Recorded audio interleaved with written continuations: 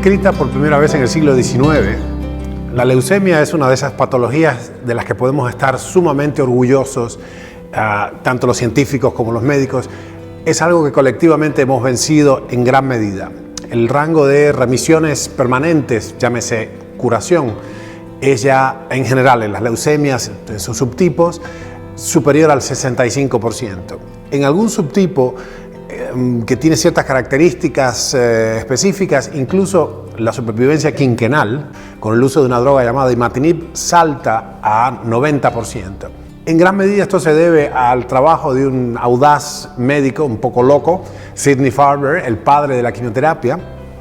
Y esta es probablemente la triada de patologías, leucemias, linfomas y seminomas, cáncer testicular, son lo que ha sostenido nuestra infatuación con la quimioterapia citotóxica a lo largo de la segunda mitad del siglo XX y la fracción que va de este siglo. El diagnóstico inicial se hizo por la observación de que en lugar del recuento normal de células rojas, de glóbulos rojos y las células defensivas normalmente presentes allí, teníamos entonces un conteo completamente anormal donde los leucocitos, la leucemia viene de leucocitos, el prefijo es, leuco es blanco en griego, había un predominio de las células blancas. Esto podría ocurrir de manera súbita o de manera lenta, progresiva, y con eso y ser de una línea mieloide o linfoide, con lo cual tenemos entonces unos subtipos. Técnicamente no es muy importante para lo que vamos a decir en esta comunicación. Con el advenimiento de nuevas formas de tratamiento de los tumores sólidos, del lado de la inmunología, del lado de la terapia metabólica, de la que nos ocupamos hace una década nosotros, pareciera ser que se recrudecen las críticas sobre la quimioterapia citotóxica, habida cuenta de que hay mucho material estadístico ya epidemiológico que muestra las tremendas falencias de ese abordaje, que además sigue siendo el mismo en las últimas 6-7 décadas. O sea, no hay nada nuevo bajo el sol a este respecto. Como categoría farmacológica está bastante estancado.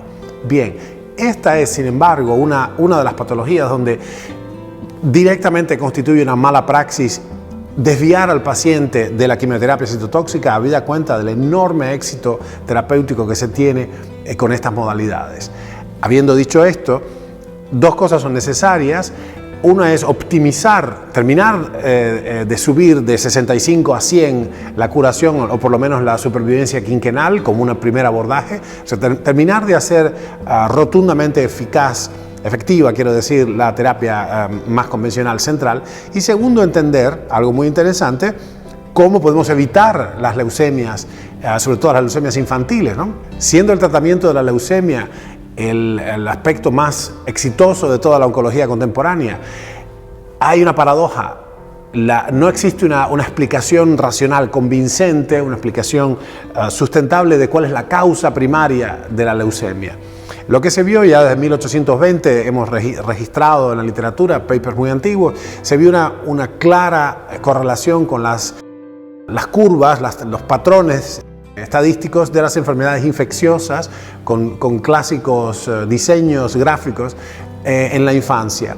Lo interesante de esto es que pareciera en perfecta simetría coincidir con viruela, papera, rubiola, sarampión, son enfermedades virales, y con otras patologías ya como catarro, como neumonía, etcétera, de origen más bien bacteriano. No se sabe cuál es el germen patógeno, virus o bacteria, pero lo interesante, lo común de todos estos, en perfecta congruencia con nuestra descripción de la crisis mitocondrial en presencia de una reparación orgánica aguda, es decir, una crisis respiratoria mitocondrial de las células del cuerpo, cualquier tejido, confrontadas con una demanda funcional aguda, decía, en concordancia con esto, las infecciones repetidas, las infecciones a repetición, sean respiratorias, intestinales o de cualquier otra índole, hay también un link ahí con la microflora, pareciera estar entonces ligada al surgimiento posterior en unos pocos años a esta serie repetida de infecciones de las leucemias. Y si uno se detiene a pensar sobre esta hipótesis que tiene mucho fundamento experimental de nuestro grupo,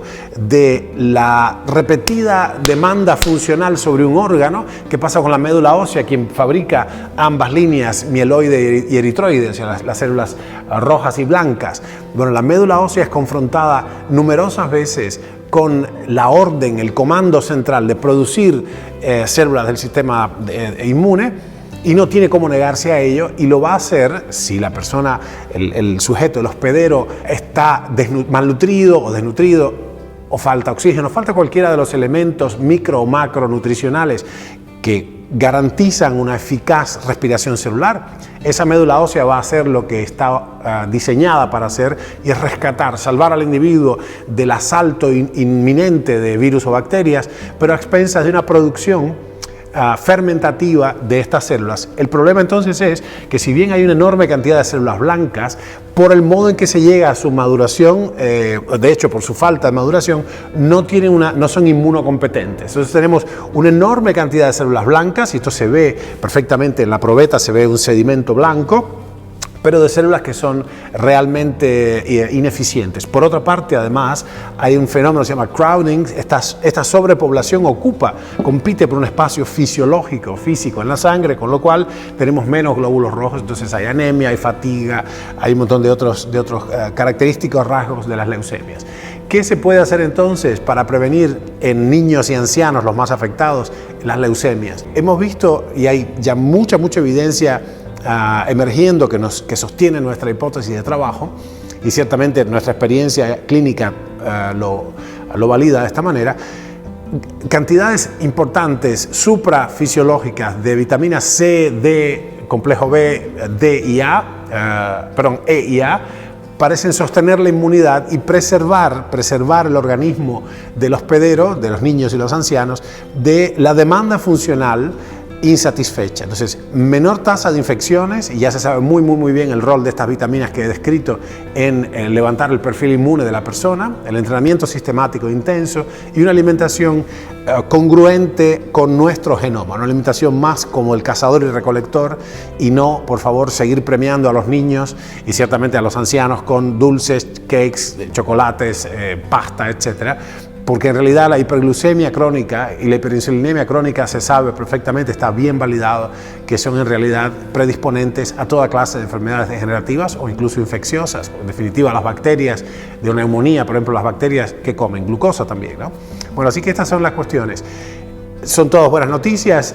Podemos, en este ya bastante exitoso tratamiento de las leucemias, linfomas y seminomas, podemos incrementar rotundamente la tasa de curación usando el abordaje metabólico y en el lado terapéutico, obviamente, y podemos además prevenir dramáticamente la incidencia de leucemias infantiles y de la edad adulta por la sistemática suplementación con vitaminas hidrosolubles, antioxidantes, como del complejo B y la vitamina, el ácido ascórbico, el ácido tióctico o ácido lipoico, y otros cofactores como la coenzima Q10 y las sustancias presentes en las verduras de colores vivos.